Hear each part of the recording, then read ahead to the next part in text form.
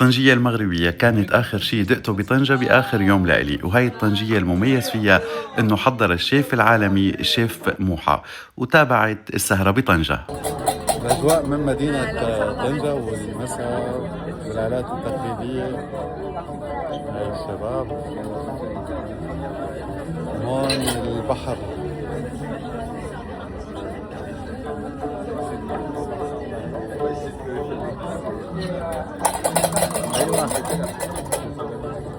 وكانت موسيقى الجنا وهي مرافقتنا بكل السهرة.